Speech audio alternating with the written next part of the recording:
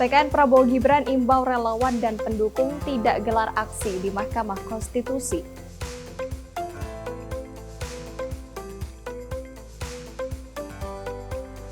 Pasca erupsi Gunung Ruang, TNI AL kirim bantuan dan evakuasi warga.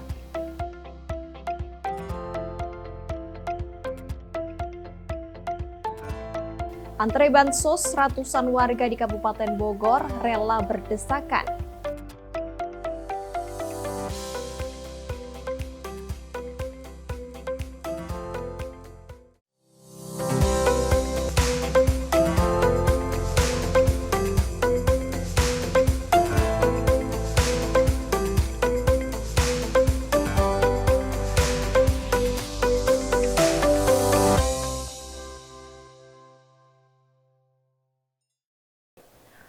Morning Indonesia, morning Dewi, morning pemirsa Simpo TV. Kembali lagi bersama kami di Menyapa Pagi Simpo TV. Sama saya Sally Siregar dan saya Sri Dewi Andayani. Wah, senang sekali ya Shell kita bisa kembali menyapa pemirsa Menyapa Pagi. Betul, tapi Dewi sebelumnya kita kemarin telah merayakan Hari Kartini bagi perempuan-perempuan Indonesia. Dan kita juga turut mengucapkan selamat ya untuk Shelly dan untuk perempuan Indonesia. Selamat Hari Kartini dan juga selamat karena mereka sudah merupakan perempuan-perempuan hebat. Betul. Ya. Berarti kita termasuk perempuan hebat nih Dewi ya? Tentunya. Karena kita sudah bekerja. Betul sekali. Yes, Dewi, tadi di awal kita sudah baca headline di Menyapa Pagi. Yang pertama ada apa nih Dewi? Ya, hari ini kan menjelang putusan Mahkamah Konstitusi ya, terkait dengan sidang PHPU, dan TKN Prabowo Gibran pun mengimbau agar pendukung dan relawannya ini tidak melakukan aksi di depan Mahkamah Konstitusi. Betul sekali, karena memang dari Prabowo Subianto pun mengimbau ya agar tidak ada aksi, karena yang pasti kita harus bersabar untuk menunggu hasil dari Mahkamah Konstitusi. Semoga hasilnya dapat berdampak baik ya bagi Indonesia. Yang merupakan hasil yang terbaik ya, yang sesuai Betul dengan sekali. harapan masyarakat Indonesia. Ada apa lagi nih Shelly? Tadi ada pasca erupsi gunung di Sulawesi Utara, ini TNI AL juga kirim bantuan kepada warga di sana. Dan kita juga turut mengucapkan bela sungkawa ya dan duka cita sebesar-besarnya atas terjadinya musibah bencana meletusnya Gunung Ruang tersebut. Betul, pastinya semoga masyarakat yang terdampak dapat lebih bersabar lagi ya Dewi. Pastinya nanti pemerintah akan mengirimkan bantuan lebih banyak lagi untuk warga di sana. Nah, ngomong-ngomong soal bantuan, kita juga ada berita soal bansos nih ya, yang warga rela mengantri bantuan sosial dari pemerintah. Betul, ini terjadi di Bogor ya, dan memang kenapa ini banyak sekali yang antri, karena ini sekaligus langsung 3 bulan nih Dewi dikasih oleh pemerintah, yaitu per bulannya sebanyak 200.000, berarti mereka akan menerima sebanyak 600.000 ya. Betul. Nah, ini Shelly, selain 3 berita tadi, kita juga masih menyediakan banyak informasi untuk pemirsa Menyapa Pagi yang ada di rumah. Dan bersama saya Sri Dewi Andayani dan saya Sally Siregar. Inilah Menyapa Pagi Simpo TV selengkapnya.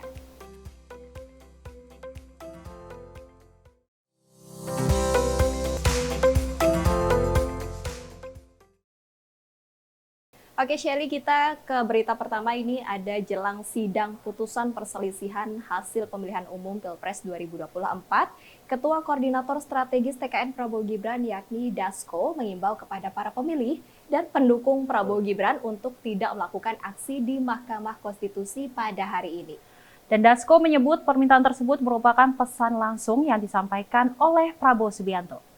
Ketua Koordinator Strategis TKN Prabowo Gibran Dasko meminta dan mengimbau kepada para pemilih, pendukung, relawan, serta organ-organ yang mendukung Presiden dan Wakil Presiden terpilih Prabowo Subianto dan Gibran Rakabuming Raka untuk tidak menggelar aksi di Mahkamah Konstitusi pada sidang putusan PHPU Pilpres 2024 Senin mendatang. Hal itu disampaikan Dasko dalam konferensi persnya di Rumah Besar Sekber Relawan Prabowo Gibran Selipi, Jakarta Barat. Dasko mengungkapkan permintaan itu merupakan pesan yang disampaikan langsung oleh Prabowo Subianto. Dalam pesan tersebut, Dasko menuturkan para pemilih dan relawan untuk tetap tenang serta menyaksikan pembacaan sidang putusan MK di rumah masing-masing. Kami dari TKN Prabowo Gibran juga menyampaikan pesan dari Pak Prabowo Subianto dan Gibran Rakabuming Raka bahwa untuk tanggal 22 nanti, 22 April 2024, yang mana kita sama-sama tahu bahwa Mahkamah Konstitusi akan mengucapkan putusan sidang sengketa PHPU-nya Pilpres, diminta kepada para pendukung dan pemilih Gibran Raka Buming Raka dan Pak Prabowo Subianto untuk juga tidak turun mengadakan aksi-aksi baik di Mahkamah Konstitusi maupun di tempat-tempat lain. Kami menghimbau agar para pendukung dan pemilih Prabowo Gibran untuk tetap tenang, untuk menyaksikan pembacaan putusan itu boleh dilakukan di rumah masing-masing, di kantor, atau melakukan acara-acara nobar tanpa harus melakukan aksi-aksi baik di depan Mahkamah Konstitusi maupun di tempat-tempat lain.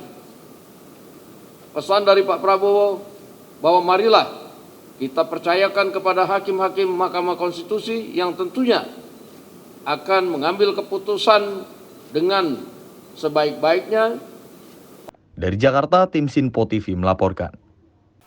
Tak hanya itu, Dewi dan pemirsa, sejumlah karangan bunga membanjiri depan gedung Mahkamah Konstitusi menjelang putusan PHPU Pilpres 2024. Dan hal itu dikirimkan sebagai bentuk dukungan kepada Presiden dan Wakil Presiden terpilih, yakni Prabowo Subianto dan Gibran Raka Buming Raka. Sebagai bentuk dukungan kepada Presiden dan Wakil Presiden terpilih, Prabowo Subianto dan Gibran Raka Buming Raka, sejumlah karangan bunga terlihat di gedung Mahkamah Konstitusi. Tampak belasan karangan bunga dengan berbagai harapan serta bentuk protes tentang apa yang bergulir di MK disuarakan melalui karangan bunga. Diketahui karangan bunga itu dikirimkan oleh kalangan masyarakat yang mendukung Prabowo Gibran sejak H-3 sidang putusan PHPU Pilpres 2024 yang akan dibacakan pada Senin 22 April 2024 pukul 9 waktu Indonesia Barat. Dari Jakarta, Jihan Nabila, Dava Rizkiano, Sinpo TV melaporkan. Dewi, kalau melihat adanya karangan bunga berarti antusias masyarakat sangat menunggu ya, sangat benar-benar antusiasnya tinggi untuk menunggu hasil sidang dari MK sendiri. Dan karangan bunga ini juga banyak dari pendukung Prabowo Gibran ya, yang mana memang mereka mengharapkan yang terbaik untuk pasangan Presiden dan Wakil Presiden terpilih 2024-2029. Dan memang hari ini ya Dewi, untuk pengumumannya ya di sidang MK Pilpres 2024, pastinya kita berharap apapun hasilnya nanti bisa membawa dampak baik bagi Indonesia ke depannya. Dan juga Presiden terpilih yakni Prabowo Subianto sudah mengimbau kepada pendukung dan relawannya untuk tidak melakukan aksi begitu ya. Betul sekali. Baik Dewi, selain tadi banyaknya karangan bunga di MK, ini juga Ketua Koordinator Strategis TKN Prabowo Gibran Dasko mengungkapkan komunikasi dengan parpol di luar koalisi Indonesia Maju sudah berjalan dan cukup intens. Dan dirinya menjelaskan hasil komunikasi yang dijalin akan dapat dilihat setelah putusan Mahkamah Konstitusi terkait dengan PHPU nanti. Ya, saya rasa kalau komunikasi sudah berjalan dan nanti kita akan lihat setelah MK seperti apa hasil dari komunikasi itu, teman-teman media akan melihat sendiri bagaimana hasil komunikasi dari pihak 02 kepada kawan-kawan partai politik yang ada di paslon lain. Demikian. Termasuk juga P3 ya, Bang, karena kan kemarin kayaknya sudah nongol tuh di halal bihalnya Golkar juga, Pak Mardiono. Ya, nanti kita akan lihat setelah pengumuman MK, teman-teman media bisa saksikan sendiri. Demikian, terima kasih. Nah, pertanyaan ini Dewi, siapakah yang bakal masuk ke koalisi Prabowo Gibran dari parpol lain nih? Nah, tentunya kita masih menunggu ya. Betul. Soalnya kan ini sudah ada komunikasi politik ya dari pihak yang di luar koalisi Prabowo Gibran. Betul. Gitu ya. Dan pastinya setelah dari pemilu 2024 semua parpol juga sudah adem-adem saja ya Dewi ya, sudah tidak ada lagi perpecahan. betul, gitu ya. walaupun Sudah kita tidak ada berbeda lagi persaingan. berbeda pilihan, tetap kita satu untuk Indonesia lebih baik ke depannya. Benar sekali, Shelly. Dan selanjutnya juga ada menuju babak terakhir pada sidang sengketa Pilpres 2024 di Mahkamah Konstitusi. Sekjen Partai Gerindra Ahmad Muzani menyebut bahwa pembicaraan tentang susunan kabinet dalam pemerintahan Prabowo Gibran semakin intensif. Dan susunan kabinet Prabowo Gibran dipastikan akan diisi oleh orang profesional dan kompeten di bidangnya. Sekjen Partai Gerindra Ahmad Muzani mengakui bahwa Prabowo Subianto dan Gibran Raka Buming Raka sudah membicarakan soal proporsi kabinet untuk pemerintahan yang akan datang. Menurut Muzani, kursi menteri sepenuhnya disusun oleh Prabowo Subianto. Dirinya meyakini Prabowo akan memilih calon menteri yang tentunya profesional dan kompeten. Tak hanya itu, syarat menjadi menteri dalam kabinet Prabowo Gibran adalah orang yang mengetahui, memahami, dan menyetujui program presiden dan wakil presiden, baik yang telah dikampanyekan maupun yang sedang dibicarakan. Hal ini menjadi penting karena sebagai menteri nantinya akan menjalankan segala kebijakan presiden guna membangun Indonesia lebih baik ke depannya. Ya, saya kira dengan makin dekatnya keputusan Mahkamah Konstitusi, saya kira pembicaraan tentang susunan kabinet dalam pemerintahan Prabowo Gibran makin intensif, baik menteri-menteri yang berasal dari partai koalisi ataupun menteri-menteri yang berasal dari berbagai macam profesi dan keahlian termasuk daerah-daerah. Akan tetapi sebagai sebuah kekuatan tim, menteri itu pembantu presiden. Karena itu sebagai pembantu presiden, syarat untuk bisa menjadi menteri dalam kabinet Prabowo Gibran adalah mereka orang yang mengetahui, memahami dan menyetujui program presiden yang baik yang dikampanyekan ataupun yang dibicarakan dalam debat presiden dan wakil presiden. Memahami dan menyetujui terhadap program presiden dan wakil presiden adalah sebuah keharusan karena menteri adalah pembantu presiden. Dia akan melaksanakan program kerja dari kebijakan presiden, bukan kebijakan menteri. Kebijakan menteri akan sebagai elaborasi atau penerjemahan dari kebijakan presiden. Maka sebagai sebuah syarat bahwa pembantu presiden harus menyetujui program presiden adalah sesuatu yang menjadi keharusan. Dari Jakarta, Sely Siregar, Dava Rizkiano, Sinpo TV melaporkan.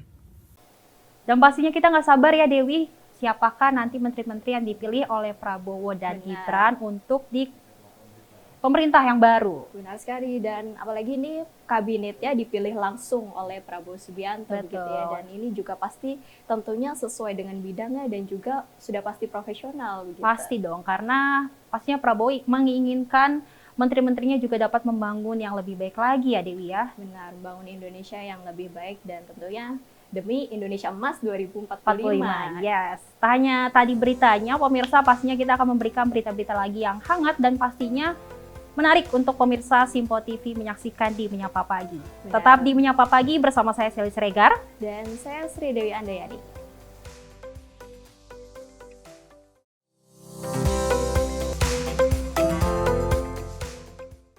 Makin mudah baca berita di aplikasi Sinpo ID. Pilih rubrik berita yang kamu suka seperti berita hukum, politik, peristiwa, budaya, olahraga, gaya hidup, dan berita dari kancah dunia.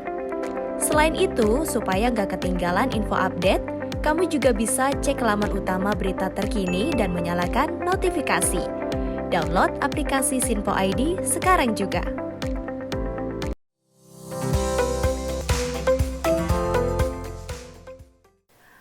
Kembali lagi pemirsa dengan kami di Menyapa Pagi Simpo TV. Ya benar sekali Shelly, ini kita akan beralih ke berita selanjutnya yang mana Presiden Joko Widodo memastikan kerjasama Indonesia-Inggris menjadi awal bagi birokrasi Indonesia yang lebih efisien.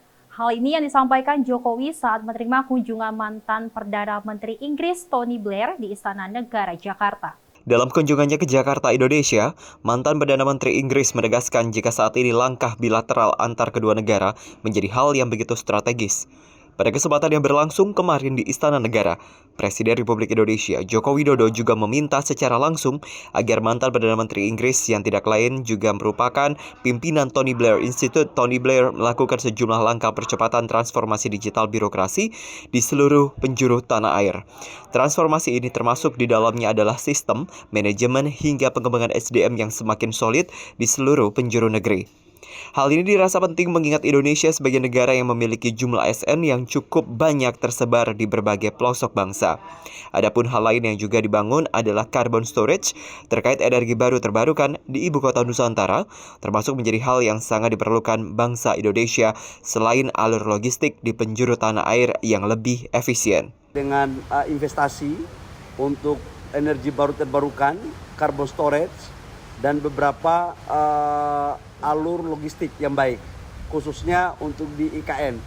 Akan ada rencana pembangunan dengan Uni Emirat Arab sebesar untuk solar panel di sana. Detailnya kami lagi akan menyusun.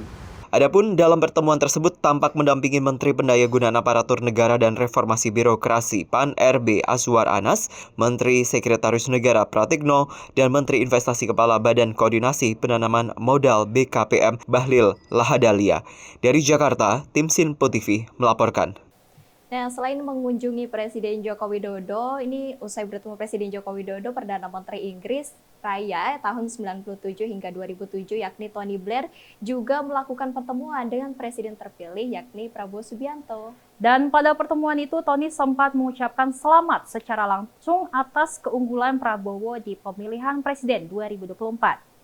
Menteri Pertahanan dan Presiden terpilih 2024 hingga 2029 Prabowo Subianto menerima kunjungan Perdana Menteri Inggris Raya tahun 97 hingga 2007 sekaligus Eksekutif Chairman Tony Blair Institute Tony Blair di Kementerian Pertahanan Jakarta pada 19 April 2024. Prabowo dan Tony pun dalam kesempatan itu saling berdiskusi dan bertukar pikiran terkait pertahanan dan isu global lainnya. Prabowo dan Tony sepakat bahwa salah satu kunci pencapaian kemakmuran dan perbaikan kualitas hidup rakyat Indonesia, yakni melalui strategi transformasi bangsa yang membutuhkan penegakan keamanan dan stabilitas negara.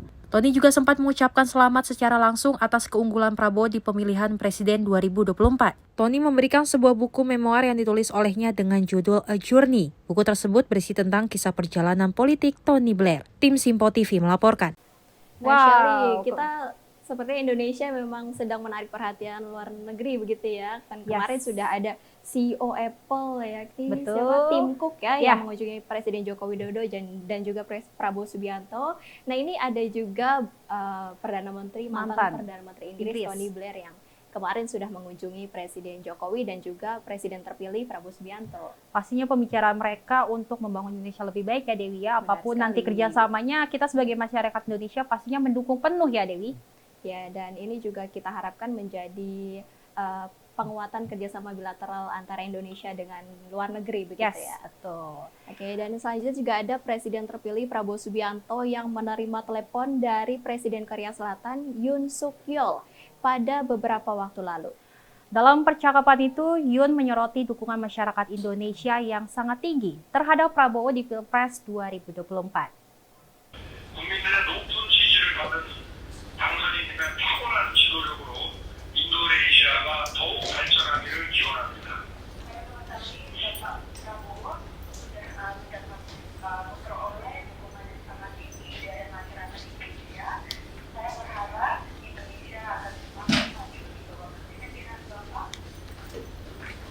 Terima kasih Yang Mulia, terima kasih atas ucapan selamat dan terima kasih atas telepon ini.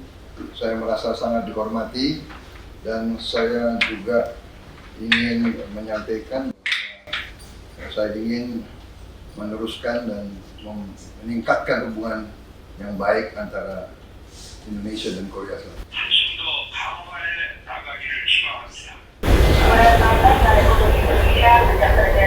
Dari hubungan diplomatik Bapak dan Kamu 2023, yaitu selama 5 tahun ini semakin terus menghadirkan kerjasama sebagai bidang mulai dari politik, ekonomi, dan budaya. Karena itu saya ingin meneruskan kerjasama yang baik dengan Bapak Prabowo.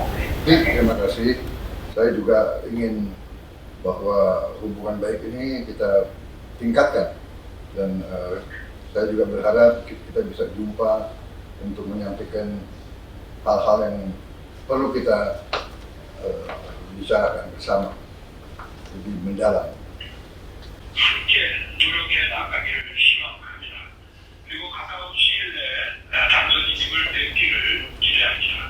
Saya juga berharap bertemu dengan Pak Prabowo dan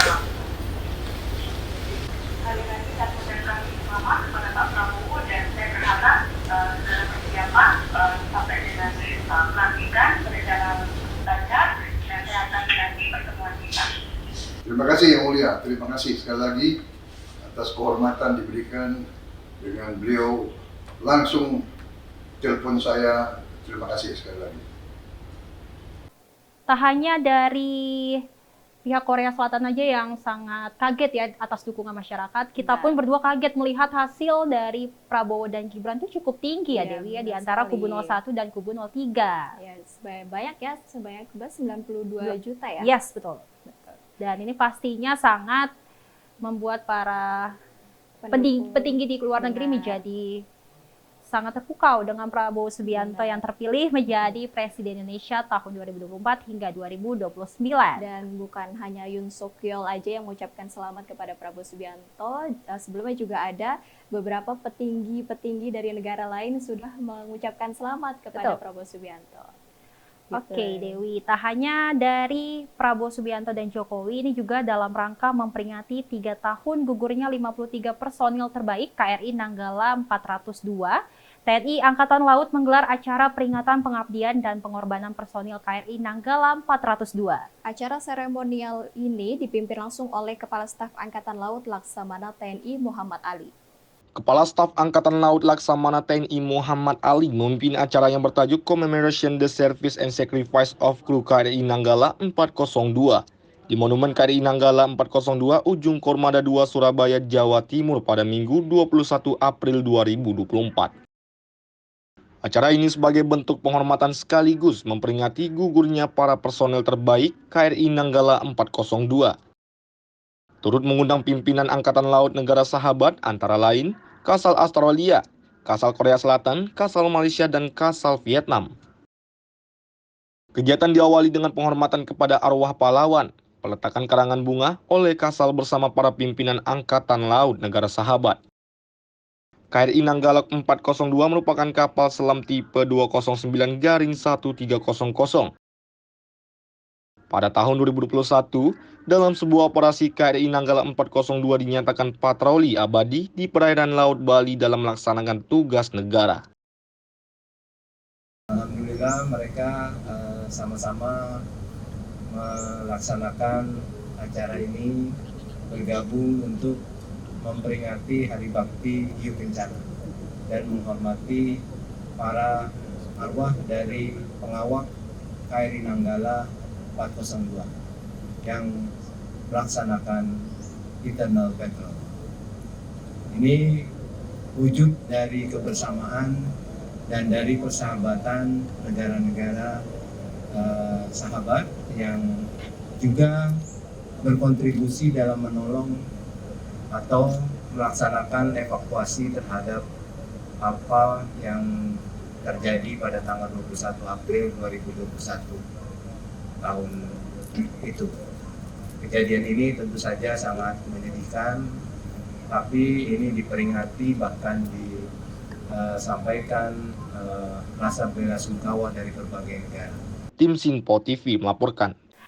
Ternyata sudah 3 tahun ya Dewi peristiwa KRI Nanggala 402 yang tenggelam. Benar sekali, dan ini juga sangat menyisakan duka mendalam khususnya bagi TNI Angkatan Laut ya, karena kan mereka juga sedang beraktivitas melakukan kapal selam begitu ya. Betul. Terus tiba-tiba saja ada tragedi tersebut.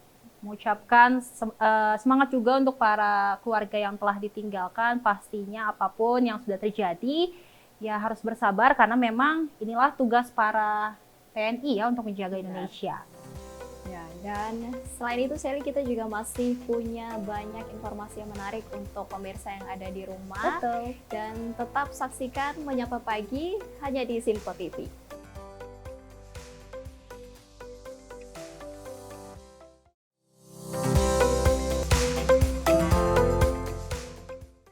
Makin mudah baca berita di aplikasi Sinpo ID.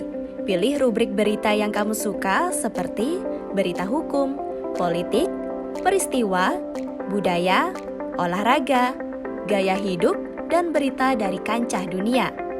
Selain itu, supaya gak ketinggalan info update, kamu juga bisa cek laman utama berita terkini dan menyalakan notifikasi. Download aplikasi Sinpo ID sekarang juga.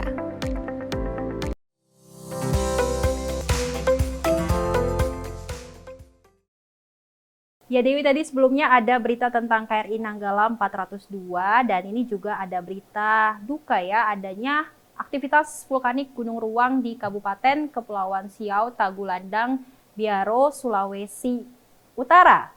Saat ini terus mengalami peningkatan. Tingkatan aktivitas gunung tersebut pun dinaikkan menjadi status level 4 atau kondisi awas. Dan bahkan pos pengamatan Gunung Ruang mencatat telah terjadi 1.439 kali gempa vulkanik dalam dan 569 kali gempa vulkanik dangkal selama periode 1 hingga 17 April 2024. Peningkatan aktivitas vulkanik Gunung Ruang di Sulawesi Utara hingga saat ini dikabarkan terus mengalami peningkatan. Potensi erupsi diyakini masih mungkin terjadi, dikarenakan aktivitas vulkanik gunung yang masih belum stabil.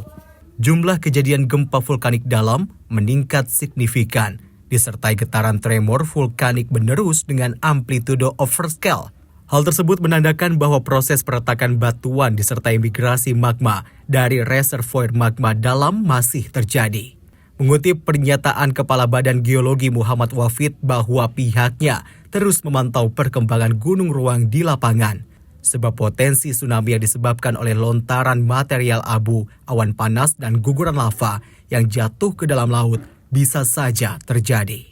Status gunung pun ditingkatkan dari sebelumnya di level 3 atau waspada, kini menjadi status level 4 atau kondisi awas. Masyarakat pun diimbau untuk tidak melakukan aktivitas apapun dalam radius 6 km dari puncak Gunung Ruang untuk menghindari kejadian yang tidak diinginkan.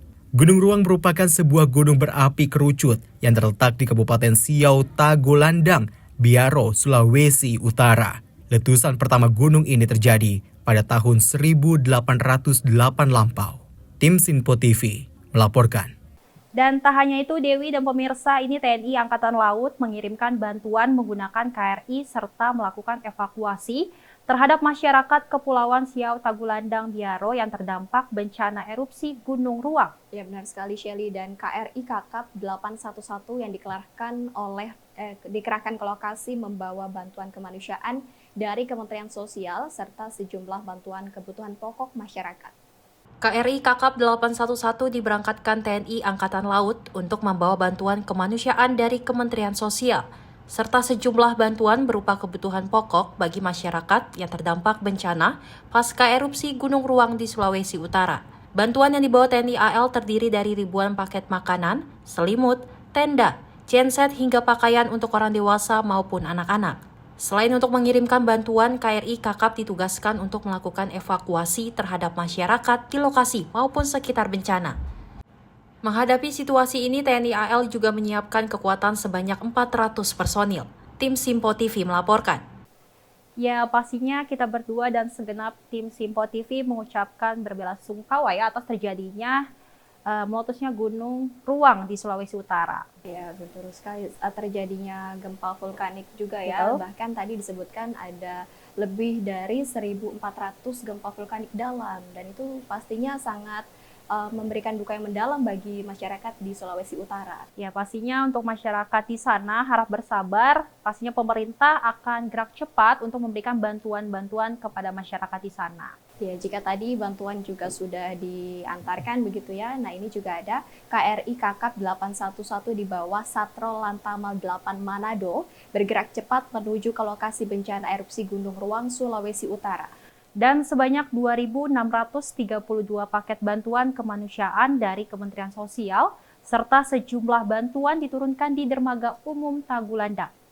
Kapal perang ini membawa 2.632 paket bantuan kemanusiaan dari Kementerian Sosial serta sejumlah bantuan kemanusiaan berupa kebutuhan pokok bagi masyarakat yang terdampak bencana erupsi Gunung Ruang beberapa waktu lalu.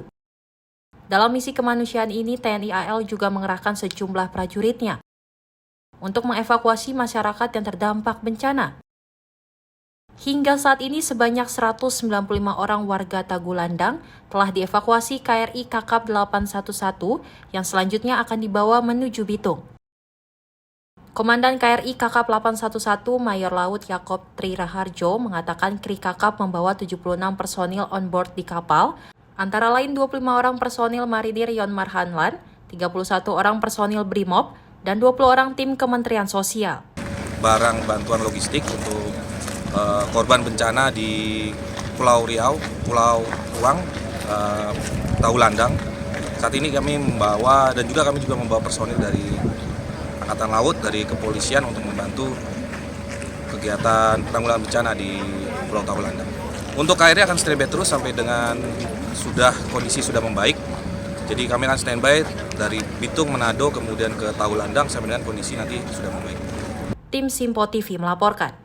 Ya, tadi kalau kita bicara soal bantuan sosial, ternyata bantuan sosial ini merupakan bentuk kerjasama ya dari TNI, Polri, dan juga Kementerian Sosial. Betul, pastinya bantuan apapun yang nantinya dikirim ke Sulawesi Utara, ini juga yang terbaik untuk masyarakat di sana ya. Yang pastinya mohon bersabar, pastinya pemerintah akan gerak cepat untuk membantu masyarakat di sana. Ya, pastinya. Dan kita beralih ke berita lain, Shelly. Ini usai perayaan Hari Raya Idul Fitri 1445 Hijriah, harga berbagai jenis cabai mengalami penurunan harga secara drastis. Padahal sebelum Lebaran, harga cabai di pasar tradisional meningkat signifikan. Sempat melonjak sebelum dan saat Hari Raya Idul Fitri, seluruh harga jenis cabai di pasar tradisional kini mulai turun sepekan usai Lebaran. Seperti yang terjadi di Pasar Ciawi, Kabupaten Bogor, Jawa Barat. Jika sebelumnya harga cabai rawit merah mencapai Rp80.000, kini turun sekitar Rp30 hingga Rp35.000 per kilogramnya. Sedangkan harga cabai merah besar saat ini di kisaran Rp35.000 per kilogramnya. Dari sebelumnya dijual Rp60.000 hingga Rp70.000. Untuk cabai rawit hijau sebelumnya dijual sekitar Rp30.000 per kilogram. Namun kini ikut turun menjadi Rp22.000 per kilogram. Harga berbagai jenis cabai yang mengalami penurunan pun disambut gembira oleh warga. Mereka berharap harga kebutuhan pokok bisa lebih murah dari saat ini. Oh, katanya harga cabai turun. Iya. Tapi Pas Lebaran. oh, sebelum Lebaran harganya tinggi. Iya. Oh, sekarang 80. terus Ibu senang nggak Bu dengan harga kebutuhan pokok ini setelah Lebaran Senang. mengalami penurunan? Harapan Ibu pada pemerintah? Biar turun.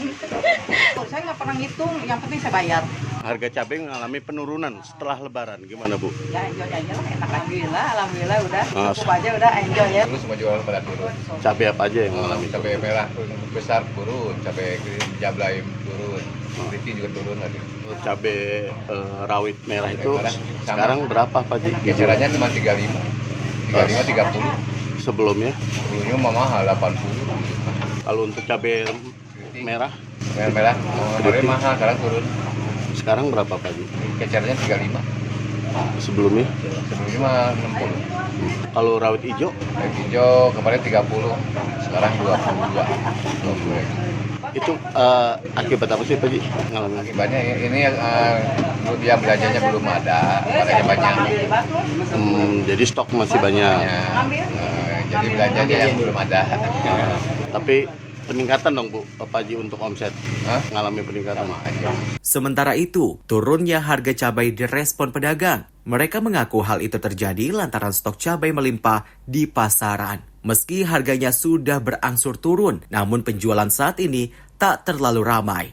Dari Kabupaten Bogor, Jawa Barat, Sultoni, Sinpo TV melaporkan. Kalau mendengar berita ini pasti ibu-ibu senang ya Dewi karena harga cabai sudah turun. Iya betul sekali, tidak hanya cabai tentunya ya, bahkan sejumlah bahan pokok juga saya baca sudah mulai mengalami penurunan begitu. Dan ini merupakan kabar baik bagi ibu-ibu rumah tangga, tentunya Ibu Shelly juga ya. Kebetulan ibu saya nggak masak. Oh gitu.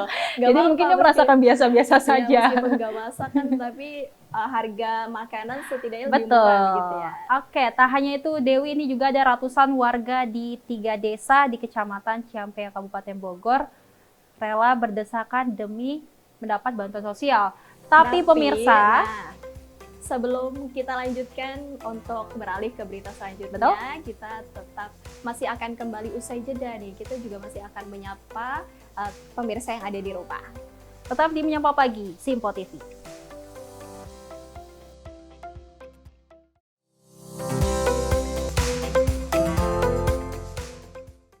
Makin mudah baca berita di aplikasi Sinpo ID. Pilih rubrik berita yang kamu suka seperti berita hukum, politik, peristiwa, budaya, olahraga, gaya hidup, dan berita dari kancah dunia. Selain itu, supaya nggak ketinggalan info update, kamu juga bisa cek laman utama berita terkini dan menyalakan notifikasi. Download aplikasi Sinpo ID sekarang juga.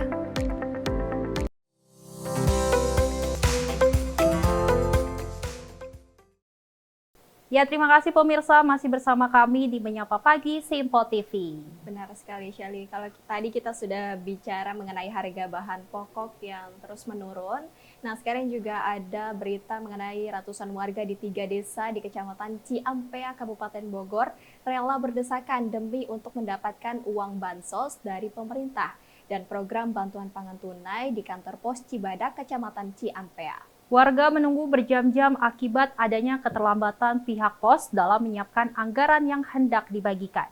Antrian panjang warga penerima manfaat dari 3 desa sekecamatan Ciampea di kantor Pos Cibadak, Ciampea, Bogor. Bantuan pangan tunai dari pemerintah diberikan sebanyak Rp200.000 yang diberikan selama 3 bulan dari bulan April hingga Juni. Dengan total yang diterima sebesar Rp600.000 membuat warga rela antri sejak pagi. Selain banyaknya warga yang antri, keterlambatan uang datang ke kantor pos juga menjadi penyebab antrian. Setelah sebelumnya warga dijadwalkan pukul 8 pagi saat kantor buka, namun petugas baru mulai membagikan pada pukul 9.30 pagi. Hal ini membuat warga kecewa dan harus rela antri berjam-jam. Ketua Program Keluarga Harapan dari Dinas Sosial, Maman, menjelaskan untuk Kecamatan Ciampea, total penerima sebanyak 600 orang terdiri dari 3 desa. Ini 3 desa, ya, satu desa Gajen Jengkol, kemudian Cideng Ilir dan desa Benteng.